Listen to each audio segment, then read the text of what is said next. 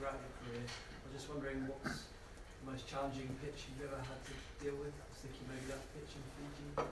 Yeah, with the Toads. Yeah. Explain a bit more. That was true. What happened there? Yeah, that was.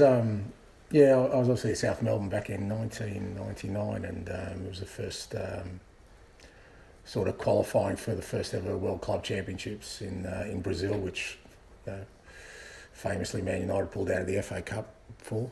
Never happened before or since, and fair bit of prize money at stake at the time, I remember, for a club like ours. And the final of that we had to play, because we were in Oceania in Fiji,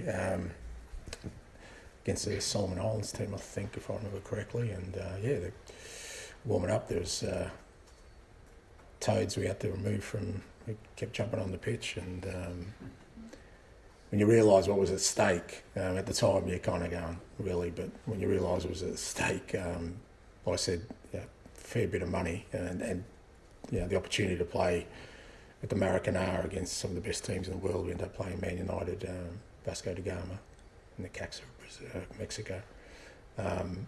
It was quite extraordinary, and our president at the time, George Vasilopoulos, who's still around, he had these worry beads, mate. They got her working out that day. Let me tell you, he just kept thinking about our bank balance and seeing frogs and toads on the field. So it's an experience. That's a 3G pitch into perspective. Yeah, I think all those things, and I mean, obviously, there's a difference between, I don't know what is it, the seventh tier that Tamworth are playing in, but when we ended up playing Man United, we were a semi-pro team playing against, Manchester United, the great Manchester United, who won a treble, and at the Maracanã, so there was a fair difference between us. But I can tell you, qualifying for that tournament actually probably destroyed our domestic season, because from the moment we qualified, players just didn't want to risk getting injured, or were just not interested in our league season. We had a disaster that season. They just didn't want to miss out on playing, and I think we ended up losing 2-0 on the day. But we gave a decent account of ourselves, considering, like I said, the difference. You're not talking 7 tiers, you're talking a fair difference between us. And it showed that on the day, some of my players, who were, like I said, semi-pro, but good footballers, probably played the best game of their lives that day. So you kind of know that, Tamworth, they've had a couple of defeats recently as well. I think it's probably because their mind's been on this game. So what we're going to face on Sunday is probably players hoping to play the best game of their lives on that day. So that's why you've always got to be respectful of what you're going to face. And you've spoken before about growing up watching English football and being a football fan. You've spoken about the Maracanã as well. I understand that you've got a job to do on Sunday, but do you think, from a personal perspective, you anticipate getting the chance to enjoy the occasion? I mean, the differences in facilities and sort of the novel aspect of it.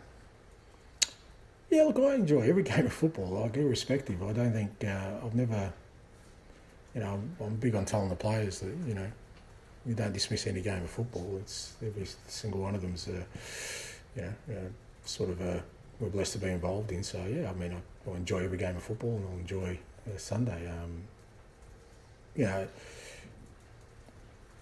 Probably could have played another game and maybe be a lot less focus on us, but I think that's a positive thing. Everyone likes a good story, and they'll be, as Ian said, everyone will be rooting against us. So, but we're kind of used to that space as well. So, but yeah, I'm looking forward to it. I think whenever you play in these kind of games, you understand and respect how passionate that they are about their football club, their community, and you've got to be respectful of that. And our job is to go there and also, put on a performance reflective of our standing in the game. We have a responsibility to do that too, to say, we are a Premier League team, we believe we're one of the best sides, and we want to go and show that, irrespective of their opponent. I think that's what everyone would expect. Okay, thank you. Thanks. Matt.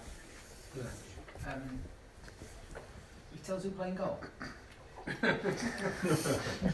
Not really. I don't see why I should name my team to you specifically, or any of you in here, but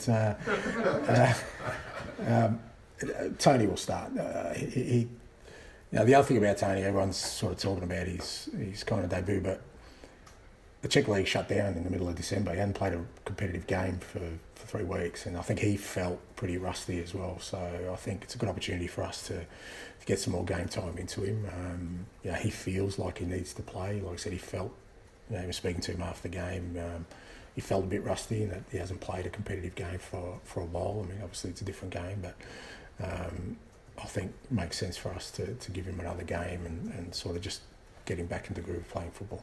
Yeah, well, it was an impressive debut, one that he grew into as well. Yeah. Maybe that's part of it. It's important that he sort of gets to know people. Yeah, I think so. Yeah. I mean, like I said, I think his last game was December 15th or 16th. So, and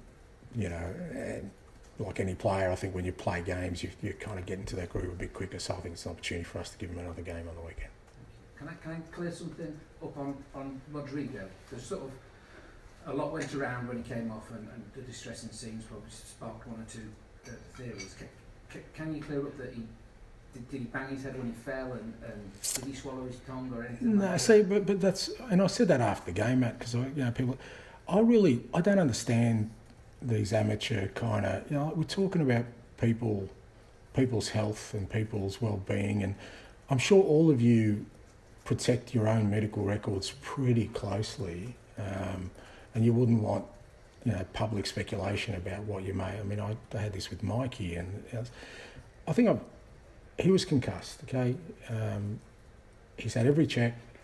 He's everything is fine. There's nothing apart from the concussion, and we will follow concussion protocols. There's nothing. So all these amateur kind of, I find it really distasteful, like I said, because we can literally just say anything these days, and people take no offence or are not affronted by the fact that people have no basis for anything. As I said, I'm not part of the medical profession. I rely on the information I get, and he's good. He was concussed.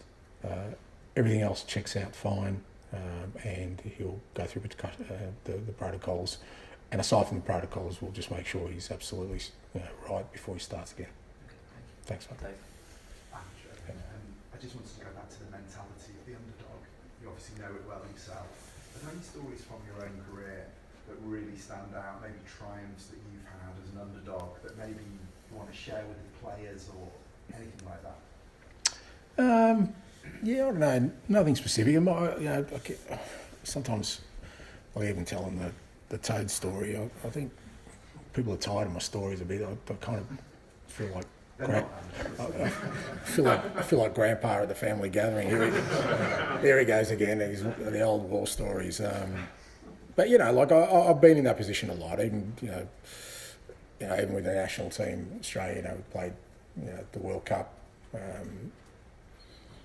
We played the Netherlands after they thumped Spain in the first game, and pretty daunting. And we ended up losing 3-2. I thought we were unlucky on the day.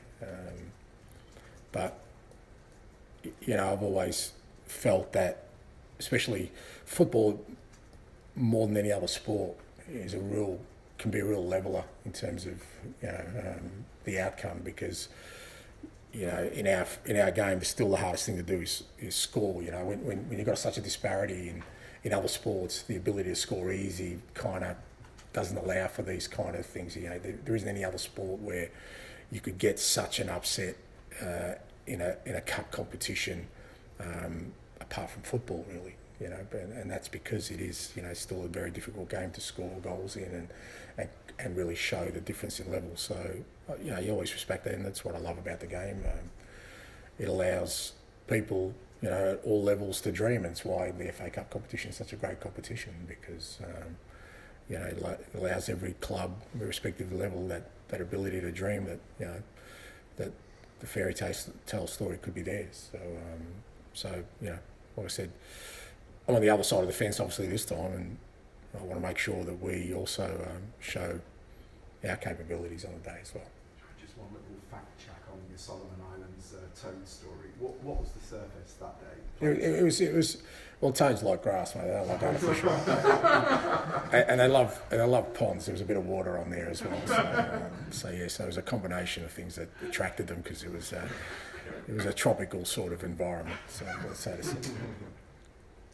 Okay, That's thank it. you.